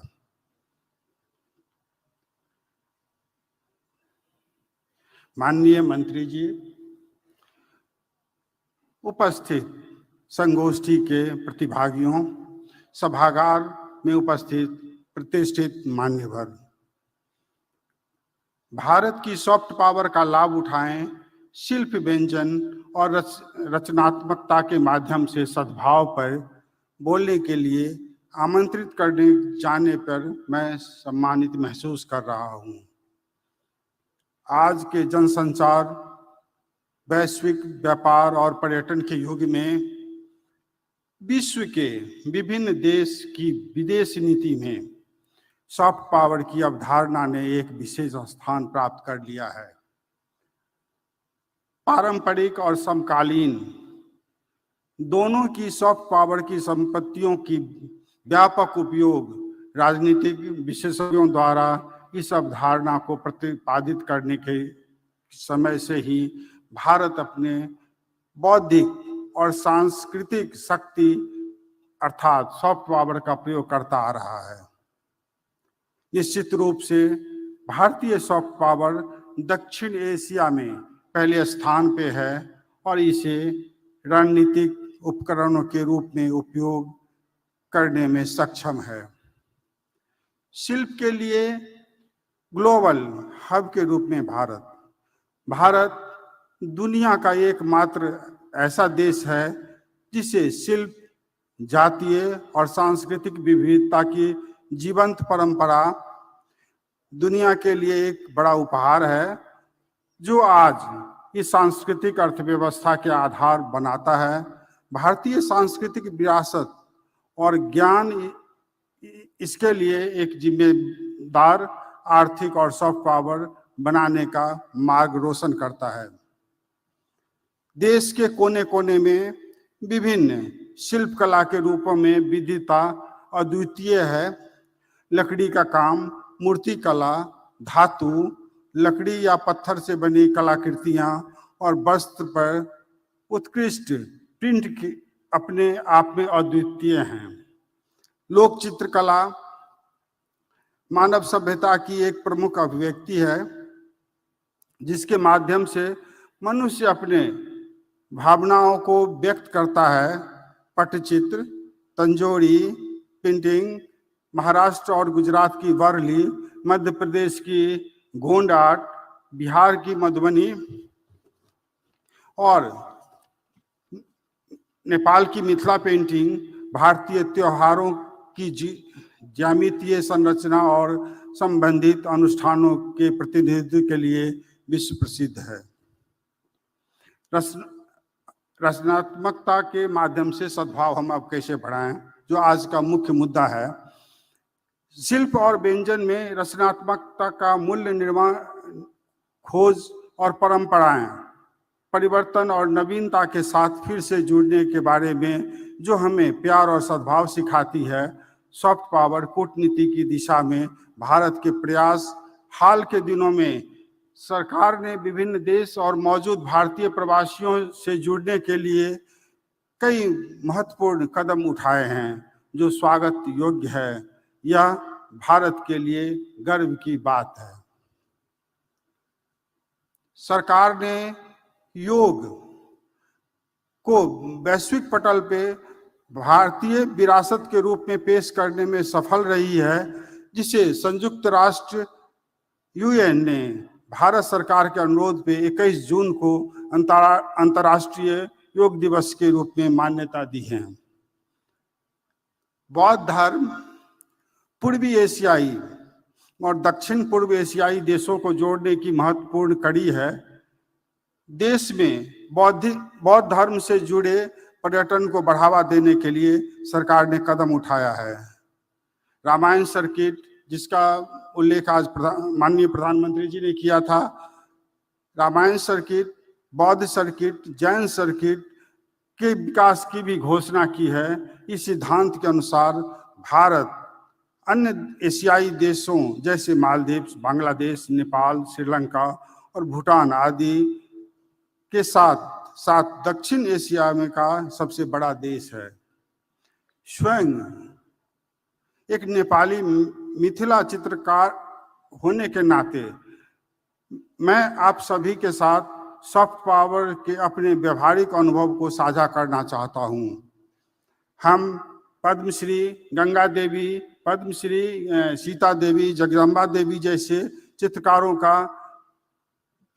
के विरासत से आते हैं, जिन्होंने कला के माध्यम से मिथिला को पुनः नई पहचान दिलाई। मुझे लगता है कि सॉफ्ट पावर भारत और नेपाल के लोगों को एक ही धुन में नचाती है, एक ही आवाज के स्वर में पंक्तियों का पाठ कराती है, एक तरह से विराम लेती है, एक ही इरादा से संदेश देती है। हम भगवान सूर्य और चंद्रमा को साथ साथ प्रणाम करते हैं। इसी तरह जब पेंट करने के लिए मैं बैठता हूं तो रूप में, रंग और रेखाओं की मिथिला दुनिया में मेरे सामने प्रकट होती है, जो माँ जानकी से जुड़ती है। मुझे लगता है कि मैं इस उपमहाद्वीप में सॉफ्ट पावर के सामूहिक ऋषि में प्रवेश करता हूँ, जहाँ मुझे ज्ञान बौद्धिक की गहराइयों में ले जाता है। गहराई से मेरा मानना है कि इस महाद्वीप में मेरे जैसे लाखों खोजकर्ता हैं। मुख्य रूप से नेपाल और भारत में जो महाभारत, वेद, उपनिषद और पुराणों में व्यक्त रचनात्मक शक्ति की अदृश्य लेकिन बहुत व्यापक दुनिया में डुबकी लगाते हैं। वास्तव में मैं उन साधकों और कलाकारों के विरासत से ताल्लुक रखता हूं जो नेपाल और भारत की सॉफ्ट पावर के सागर को साकार करने के लिए संघर्षरत हैं। मेरा मानना है भारत को तेजी से बढ़ती बहुध्रुवीय विश्व व्यवस्था की में खुद को स्थापित करने की जरूरत है। इसीलिए जरूरी है कि भारत अपने वैदेशिक नीति में सॉफ्ट पावर रखने के लिए स्मार्ट पावर का इस दुनिया में अपनी नई पहचान बनाए।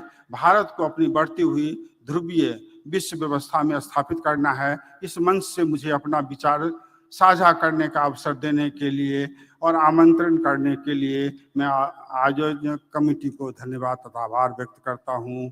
धन्यवाद। जय नेपाल, जय Hind. Thank you so much, Mr. Suman. Thank you so much.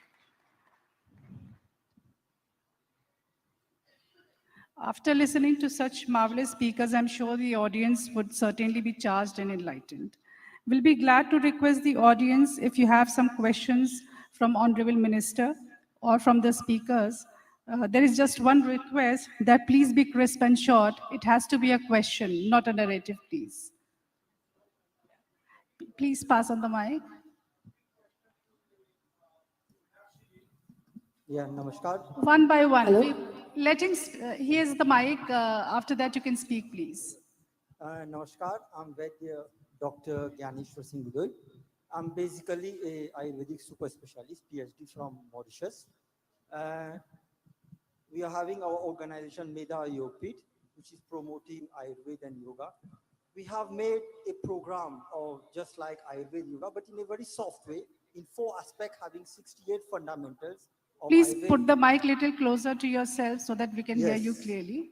We have made a soft program of training Ayurveda and yoga into 68 fundamentals. Just like a car, you have parts, you do servicing each one in one. Like this, Ayu in our body, a Sharir, Indriya, Man, Atma, we have broken it and make it 68 parts. And we say do servicing in these 68 parts. So your whole body Ayu is energized and you get more capacity to resist national disease. This is one thing. Madam, I have a question to you. This is a bhumika of what I'm telling. I have a question to you. If you can kindly coordinate, because we have already sent letter to the Ministry of Ayush, to the Ministry of External Affairs. If you can help us so that this soft, Ayurveda is very big, but how to bring it in simple way, in simple language to people, you need mechanism.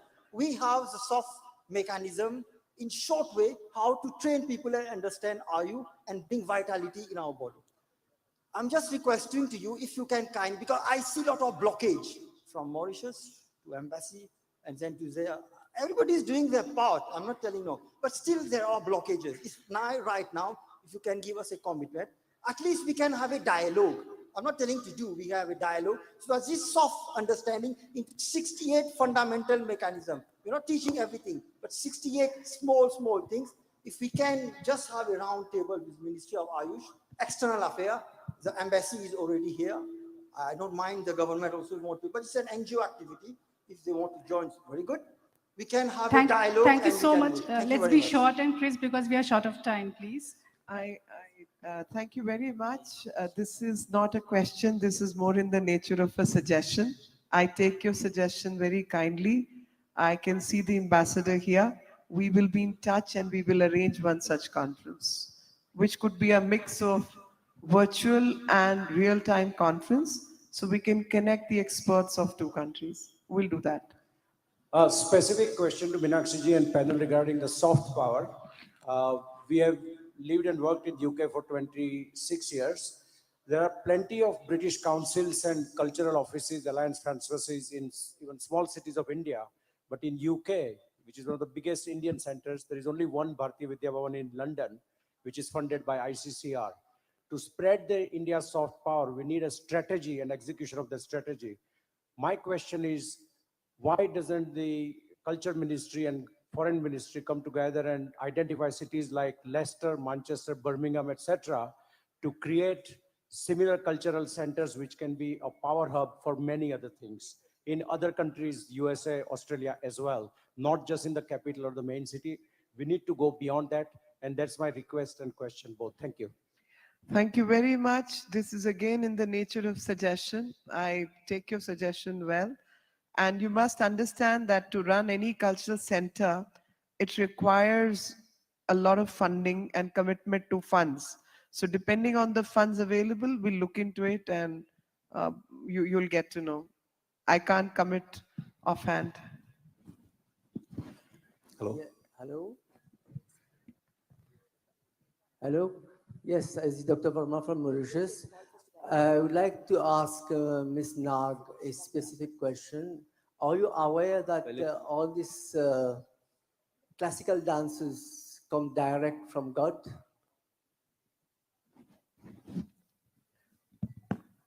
I couldn't get the last word. Are you aware that all these classical dances, dance forms, Indian classical dance, they come directly from God? Of course, they are Hindu dance. Of course, they are born in the temples of India, definitely. What's your question, sir? No, I'm asking you this question. Anyway, I tell you why I'm asking this question, because I am from Mauritius. I am a member of the Lord V.C. Ashram. Our guru, Yogini Shubhrij, passed away on the 8th of August. And her body stayed intact for the next 21 days until she was buried. And I have witnessed myself when she used to do sit meditation. And people who are initiated by her, they used to spontaneously dance. People who don't know anything about classical dance, they used to go into trance and dance classical, beautiful classical dances, Bharatanatyam and all these type of things. And this, I would like to ask you that if you are aware of that. Yeah, I really understand what you're getting at, and I think it's a beautiful idea to put light upon. In the sense, obviously, Indian classical dances originated in the temples, and one of the main purpose was to please the gods and not entertainment. That is for sure.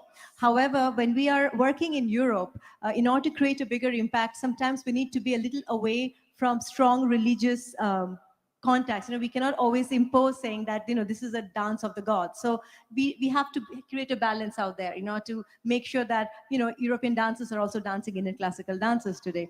But obviously, deep inside, it is a dance that was born to please the gods, and many of us who are believers, who when we dance, we obviously believe in that.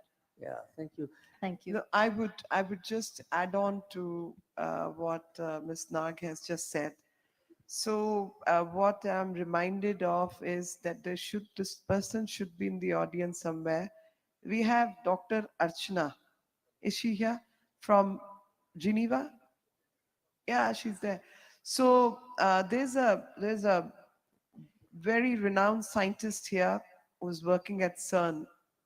And in CERN, they have placed the statue of Lord Shiva, a bronze of Lord Shiva. Yeah, that's And underneath, there's a plaque which is by Dr.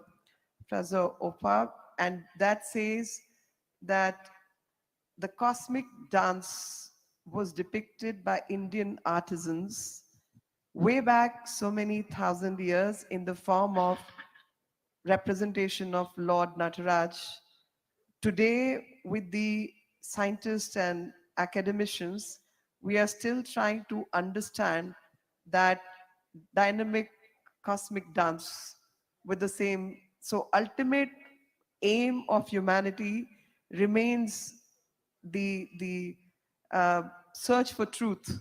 And the search for truth, when you say dance, dance is another one format. Because if you're asking a historicity of dance, I must say that in Indian system, if somebody wanted to learn dance, that person will be told that please don't come to my class for learning dance, go to a sculptor. And when you go to a sculptor that, okay, I want to learn dance, show me the mudras and the forms, that person will be told, no, no, no, don't come to me. Go and work in the field, observe the nature, see how people work, and then probably you come back and learn dance. So Yes, dance form itself is so much of observation. There's one saying, if I can quote, and if I'm hopefully quoting it right, it says, so Bharat Muni is the first one who wrote about the dance, the Nritya Shastra, Natya Shastra, Nritya Shastra and all that. And then subsequently Abhinav Gupta, which is also, the timeline is something like 2 CE. At that point in time, he wrote a treatise on Bharat Muni's Natya Shastra. So imagine the concept that India is one country which has so many classical dance forms, one country which has two classical music forms, and there it says, Vadyam, Nrityam, Geetam cha Sangeetam uchyate, which means Vadya Yantra, Gana, song, and the dance together is what forms Sangeet. And if you go back to the Natya Shastra and that treatise you read, they even have that cost of the production will be so much, the music will be so much, the makeup is going to be so much. It is a very detailed work, and fortunately the Greeks and the others learned from us. While the world is celebrating Greek artistry, people have forgotten what Natya Shastra is and what Abhinav Gupta wrote about. So I think it's time to reclaim what is ours. Yeah, thank you very much. Thank you very much. Because in fact, Minister Tilak is well aware of the miracle which happened in Mauritius. Our guru who passed away on the 8th of August, and her body was lying intact in normal temperature for 20 days until we buried her on the 27th of August. Mr. Tilak is well aware of it. So we are trying to make it into national heritage. The Mahasamaji want to make it into a national heritage site. Thank you very much. I get that. So much to speak about it. Yeah, I can see one of the audience raising their hand for the question, please. Good evening, honorable speakers. My name is Tejaswi from JSS Private School, Dubai. So my question is in regards to the soft power of India. So in a world where Western culture is so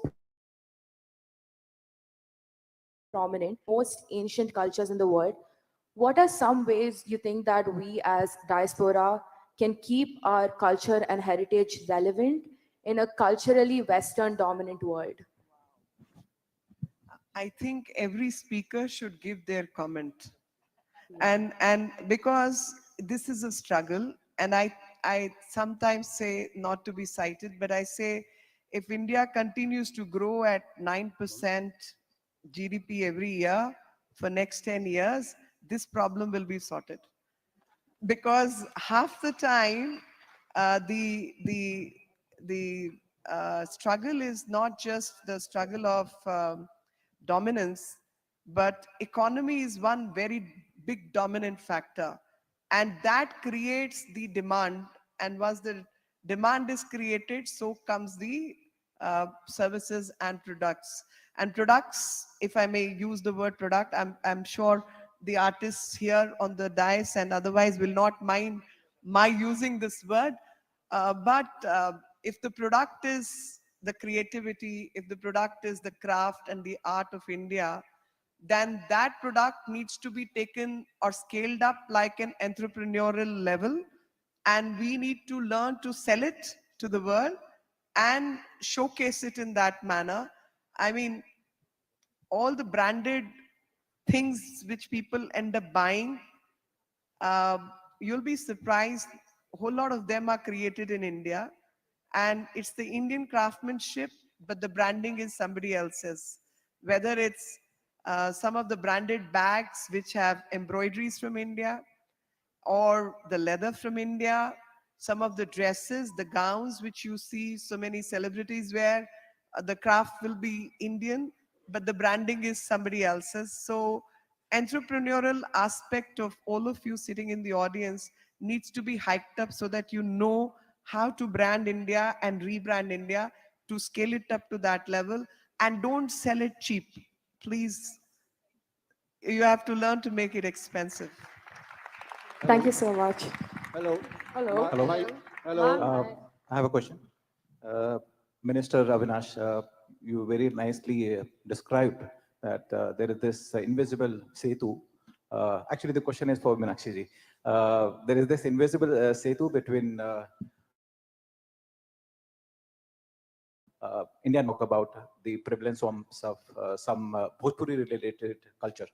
The question is for Meenakshi ji. The question is that Meenakshi ji, as you would rightly know, Bhojpuri is a language that is not only just spoken in many parts of India, not just in Mauritius, but also in many countries from where we have delegates today, whether it is Fiji, Suriname, Guyana, even Netherlands. Actually, a lot of people had shifted from Suriname to Netherlands, and that's why there is some people, in fact, a large number of people who speak Bhojpuri. So the question is, to keep it crisp, is the government of India, especially because you're also the Minister of External Affairs for State and also Culture, is the government of India looking at promoting Bhojpuri to build more invisible setu between such countries? Thank you. So I heard about Nollywood and also Bollywood. So Bhojpuri also has become a film space in itself.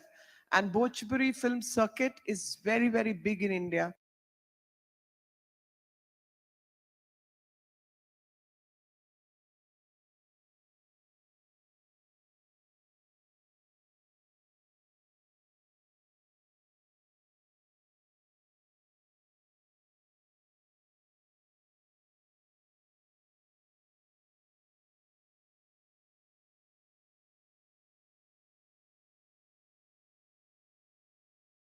And I'm sure the Suriname, Mauritius share the same ethos. I can't name Ravi Kishan and other such people who are stars, Manoj being the other one. So they are all stars here, and they are very well appreciated outside the country because Bhojpuri is a very appreciated language.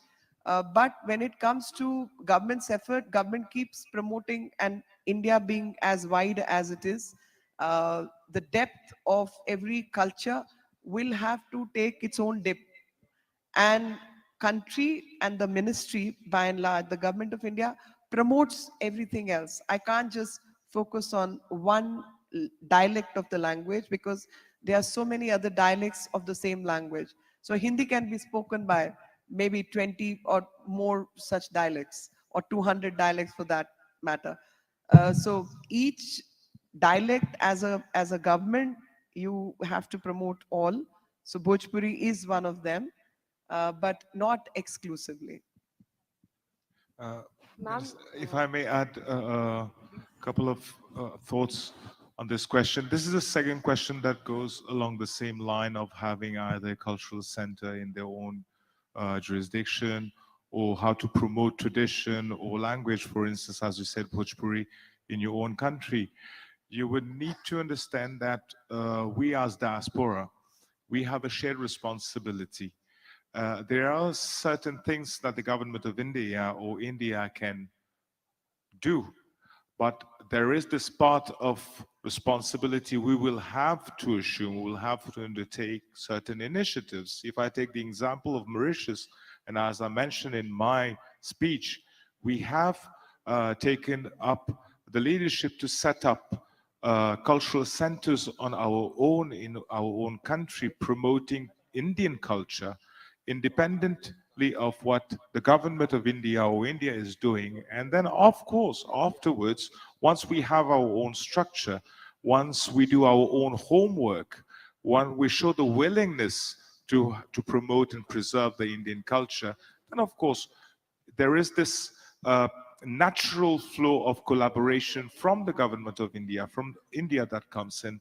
So I think what we need to think, us diaspora, individually or collectively, is how to step up on our side first, how to see it's not just only government initiatives, it can also be NGOs, it can be social cultural organizations.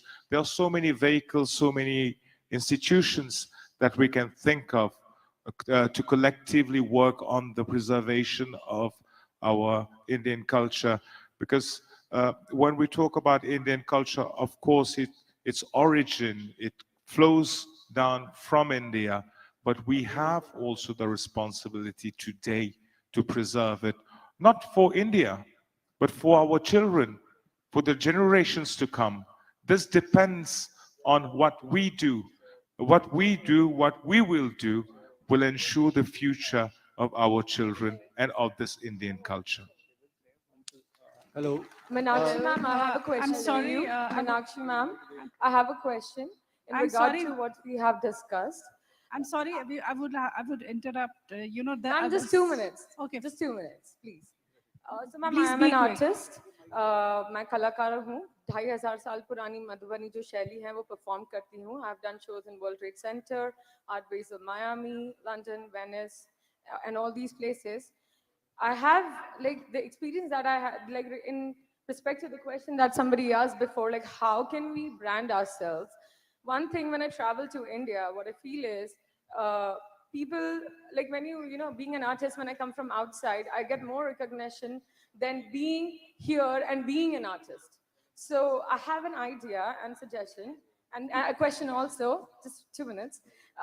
Ma'am, what if we do an Indian art movement where, for example, if we take Rajwada, Chhatris, or Rani Ki Vav, all these places, we bring 3 international artists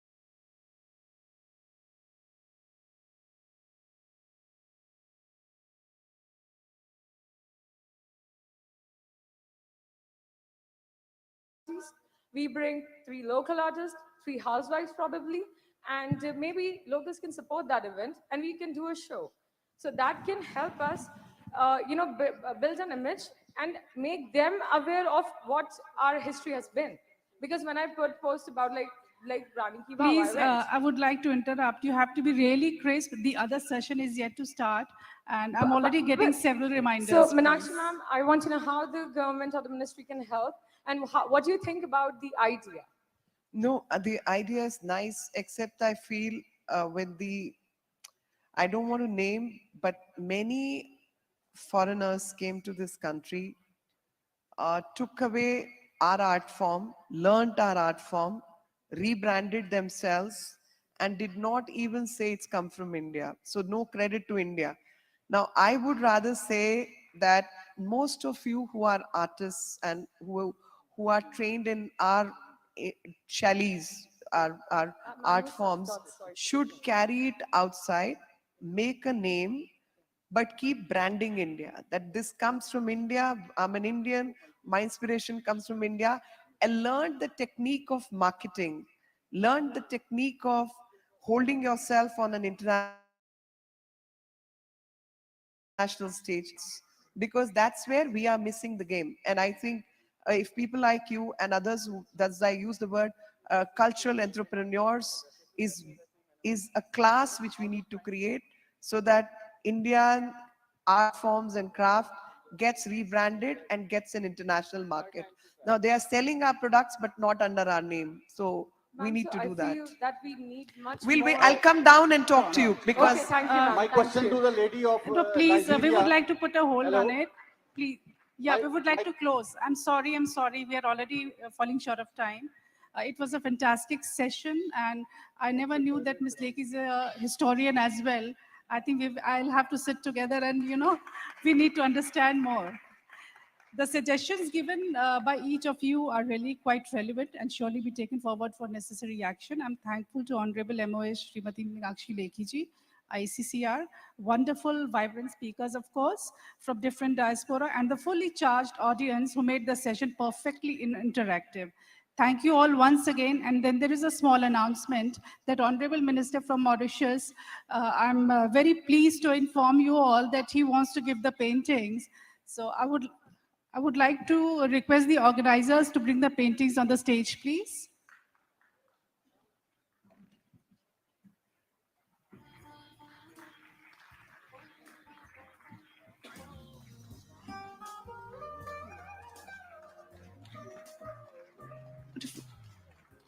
Beautiful painting, beautiful.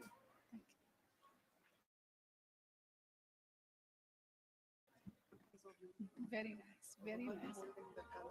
Yeah.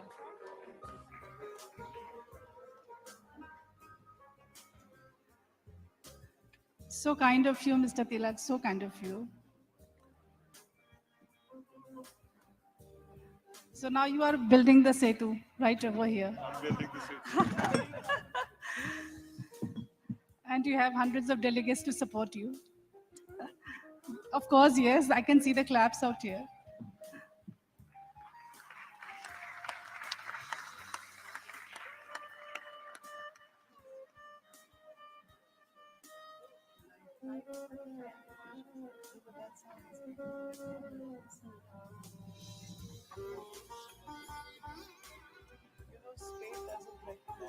I expect the audience to give a big round of applause for the Honorable Minister, please.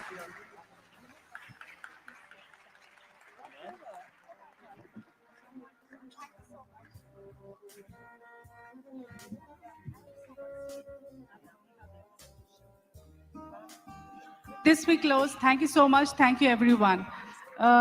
We can have a group photo, please.